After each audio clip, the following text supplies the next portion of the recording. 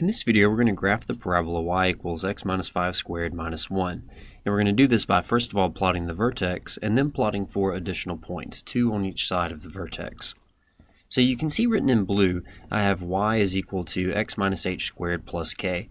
And this is the form of the parabola that we're looking at, just with h and k, where that would be our vertex. And that's just kind of the general form without numbers plugged in. And so you can see it matches up perfectly to the problem that we're dealing with. So having that in mind, like I said, the vertex, if the parabola is expressed, or the quadratic is expressed in this form, is going to be equal to the point h comma k. And so in general, what we're going to do is we're going to change the sign of the x value, so the number near the x. So it's going to go from negative 5 to positive 5. And we're going to keep the sign of the number added on the outside, which is like the vertical transformation, a vertical translation actually. And so that would be going down 1. So the vertex y value would be negative 1. Because as you can see, you would keep the value for k and you would switch the value for h in the original thing. So just keep that in mind as you're doing this. It's just like with horizontal translations, you always switch the value. If you're adding a number, you go to the left. If you're subtracting a number, you go to the right. And just with the vertical translations, you keep the same sign. If it's plus, you go up. If it's minus, you go down. So exact same concept of things we talked about before. But either way, we've now found the vertex, which is 5, negative 1. So let's go ahead and plot that point. We're going to go over 5 and down 1, and that is going to be the vertex. So it's either going to be the lowest point or the highest point of this parabola, because in general, a parabola is going to have a U shape, either opening upward or opening downward. And to figure out which one it's going to be and to get some accuracy to our graph, we're going to plot, like I said, 4 additional points, 2 to the left and 2 to the right. So what we're going to do is we're going to say, what is the x value associated with the vertex? Well, that x value is 5. And so what we're going to do is, since we already have an x value of 5, we're going to plug in values for x equals 4, so that's 1 to the left, and 3, that's 2 to the left, 6, that's 1 to the right, and 7, that's 2 to the right. So those are the 4 x values that we're going to plug into our function, or into this equation we have, and we're going to get corresponding y values, and that's going to give us other ordered pairs that we can plot, and then connect the dots, and then we'll be done. So let's start out with x equals 3.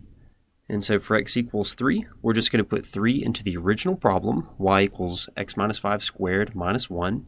So we will have our y value being equal to 3 minus 5 squared minus 1. And 3 minus 5 is going to give us a negative 2. So we'll have negative 2 squared minus 1. And of course, negative 2 squared is going to be positive 4 minus 1 gives us 3. So we have an x value of 3 and we have a y value of 3. So let's go ahead and plot the point 3, 3. So go to the right 3 and up 3 and put a dot. So that's the first of our 4 additional points that we're going to go through. And we're going to go through the same process for all of them. So let's do the next one, which will be 4. So for x equals 4, we're just going to put, again, 4 in the place of x. So y is equal to 4 minus 5 squared minus 1. And that's going to be negative 1 squared, because 4 minus 5 is negative 1, minus 1, which is going to give us positive 1, minus 1, which equals 0.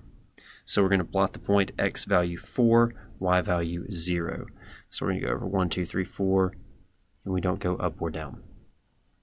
So now here's the point where you can take advantage of the symmetry of a parabola. Since we plotted the vertex in blue and we've plotted the 2 points to the left in green, we don't really have to go through and plug in x equals 6 and x equals 7, because we know that there's going to be this axis of symmetry that goes straight through the vertex. And so going from the blue point right here, the vertex, we went to the left 1 and up 1.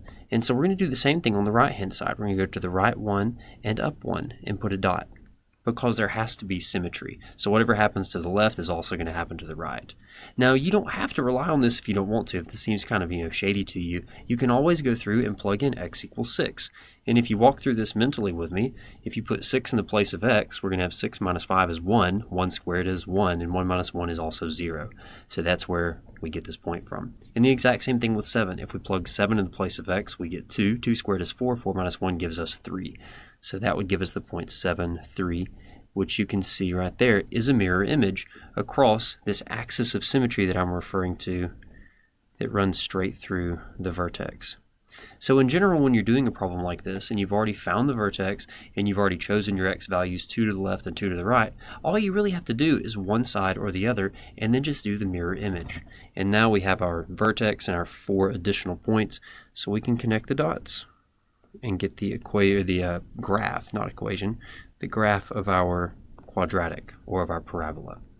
And so there you go. There's the graph in green of y equals x minus 5 squared minus 1.